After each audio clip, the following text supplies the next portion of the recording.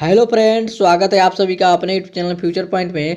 तो दोस्तों, आज के इस वीडियो में मैं बताने वाला हूं बिहार बोर्ड मैट्रिक परीक्षा 2026 के लिए सोशल साइंस का ऐसे क्वेश्चन जो बिहार बोर्ड में बार बार पूछे जाते हैं। तो इस वीडियो को शुरू से अंत तक देखिएगा, इस वीडियो को कहीं से स्किप मत कीजिएगा। और यदि दोस्तों अगर आप इस चैनल पर नए हैं, चैनल को सब्सक्राइब कर लीजिएगा और वीडियो को लाइक जरूर कीजिएगा। तो चलिए स्टार्ट करते हैं आज का वीडियो।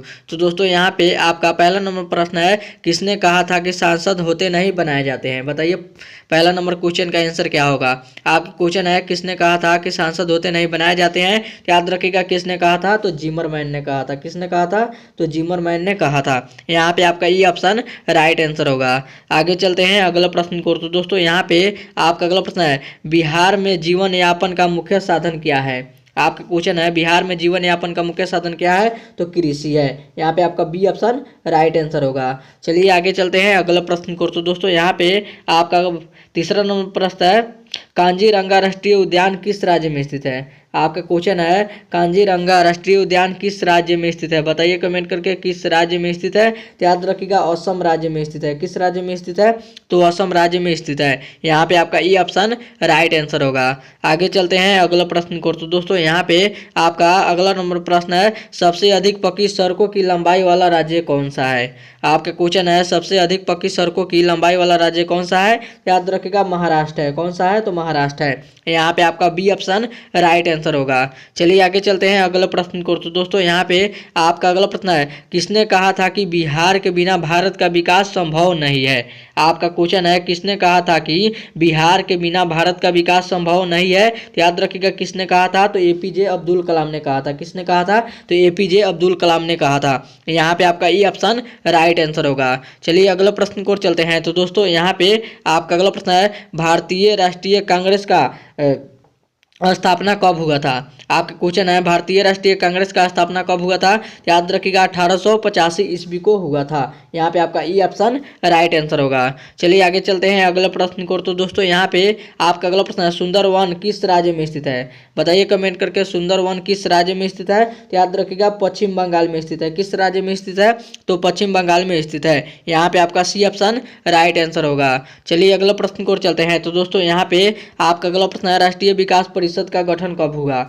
आपका क्वेश्चन है, राष्ट्रीय विकास परिषद का गठन कब हुआ? तो याद रखिएगा, 1952 में हुआ। कब हुआ? तो 1952 में हुआ। यहाँ पे आपका सी ऑप्शन राइट आंसर होगा। चलिए अगला प्रश्न की ओर चलते हैं। तो दोस्तों, यहाँ पे आपका अगला प्रश्न है, लोकतंत्र की सफलता निर्भर करता है। तो बताइए किस चीज पे निर्भर करता है? आपका क्वेश्चन है, लोकतंत्र की सफलता निर्भर करता है। तो याद रखिएगा, नागरिकों की विवेकपूर्ण सहभागिता पर करती है। किस पे करती है? तो नागरिकों की विवेकपूर्ण सहभागिता पर निर्भर करती है। यहाँ पे आपका सी ऑप्शन राइट आंसर होगा। आगे चलते हैं अगला प्रश्न को। तो दोस्तों, यहाँ पे आपका अगला नंबर प्रश्न है, निम्न में से कौन सा उद्योग कृषि पर आधारित नहीं है? आपका क्वेश्चन है, निम्न में से कौन सा उद्योग कृषि पे आधारित नहीं है?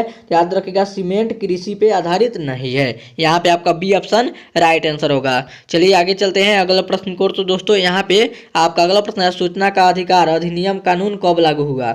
आपका क्वेश्चन है, सूचना का अधिकार अधिनियम कानून कब लागू हुआ? तो याद रखिएगा, 2005 में लागू हुआ। कब लागू हुआ? तो 2005 में हुआ। यहाँ पे आपका बी ऑप्शन राइट आंसर होगा। चलिए आगे चलते हैं अगला प्रश्न को। तो दोस्तों, यहाँ पे आपका अगला प्रश्न है, भारत में कहाँ महिलाओं के लिए आरक्षण की व्यवस्था है? आपका क्वेश्चन है, भारत में कहाँ महिलाओं के लिए आरक्षण की व्यवस्था है? तो याद रखिएगा, पंचायती राज संस्थाएं में है। कहाँ पे है? तो पंचायती राज संस्थाएं में है। यहाँ पे आपका डी ऑप्शन राइट आंसर होगा। चलिए आगे चलते हैं अगले प्रश्न को। तो दोस्तों, यहाँ पे आपका अगला प्रश्न है, भारत में सर्वाधिक क्षेत्र में कौन सा मिट्टी पाया जाता है? बताइए कमेंट करके, भारत में सर्वाधिक क्षेत्र में कौन सा मिट्टी पाया जाता है? याद रखिएगा, जलोढ़ मिट्टी पाया जाता है। कौन सा मिट्टी पाया जाता है? तो जलोढ़ मिट्टी पाया जाता है। यहाँ पे आपका ई ऑप्शन राइट आंसर होगा। चलिए आगे चलते हैं अगला प्रश्न को। तो दोस्तों, यहाँ पे आपका अगला प्रश्न है, the history of less of Vietnam के लेखक कौन है? आपका क्वेश्चन है, the history of less of Vietnam के लेखक कौन है? तो याद रखिएगा, फान बोई चाउ है। कौन है? तो फान बोई चाउ है। यहाँ पे आपका बी ऑप्शन राइट आंसर होगा। चलिए अगला प्रश्न को चलते हैं। तो दोस्तों, यहाँ पे आपका अगला प्रश्न है, नरेगा के अंतर्गत ग्रामीण मजदूरों को साल में कम से कम कितने दिनों के लिए रोजगार देने का व्यवस्था है? आपका क्वेश्चन है, नरेगा के अंतर्गत ग्रामीण मजदूरों को साल में कम से कम कितने दिनों के लिए रोजगार देने की व्यवस्था है? तो याद रखिएगा, कितने दिनों के लिए व्यवस्था है? तो 100 दिनों के लिए व्यवस्था है। यहाँ पे आपका ये ऑप्शन राइट आंसर होगा। चलिए आगे चलते हैं अगला प्रश्न को। तो दोस्तों यहाँ पे आपका अगला प्रश्न है, श्वेत क्रांति का संबंध किससे है? बताइए कमेंट करके, श्वेत क्रांति का संबंध किससे है? तो याद रखिएगा दूध से है। किस चीज से है? तो दूध से है। यहाँ पे आपका डी ऑप्शन राइट आंसर होगा। आगे चलते हैं अगला प्रश्न को। तो दोस्तों यहाँ पे आपका अगला प्रश्न है, वेदों की ओर लौटो का नारा किसने दिया था? आपका क्वेश्चन है, वेदों की ओर लौटो का नारा किसने दिया था? याद रखिएगा स्वामी दयानंद सरस्वती ने दिया था। किसने दिया था? तो स्वामी दयानंद सरस्वती ने दिया था। यहाँ पे आपका सी ऑप्शन राइट आंसर होगा। चलिए आगे चलते हैं अगला प्रश्न को। तो दोस्तों यहाँ पे आपका अगला नंबर प्रश्न है, वार एंड पीस किसकी रचना है? बताइए कमेंट करके, वार एंड पीस किसकी रचना है? तो याद रखिएगा लियो टॉल्स्टॉय की रचना है। किसकी रचना है? तो लियो टॉल्स्टॉय की रचना है। यहाँ पे आपका बी ऑप्शन राइट आंसर होगा। आगे चलते हैं अगले प्रश्न को। तो दोस्तों यहाँ पे आपका अगला प्रश्न है, निम्न में से किसको प्राथमिक क्षेत्र कहा जाता है? बताइए कमेंट करके, निम्न में से किसको प्राथमिक क्षेत्र कहा जाता है? तो याद रखिएगा कृषि क्षेत्र को प्राथमिक क्षेत्र कहा जाता है। यहाँ पे आपका बी ऑप्शन राइट आंसर होगा।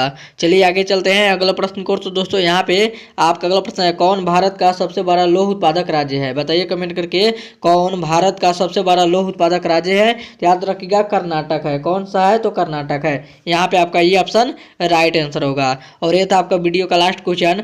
अब वीडियो यहीं पर खत्म करते हैं। उम्मीद करते हैं वीडियो आप सभी को बहुत ही अच्छा लगा होगा। तो इस वीडियो में जाते जाते इस वीडियो को जरूर एक लाइक कर दीजिएगा, और चैनल पर नए हैं तो चैनल को सब्सक्राइब जरूर कीजिएगा। तब तक मिलते हैं अगले वीडियो में, तब तक bye bye, thank you for watching. मिलते हैं अगले वीडियो में।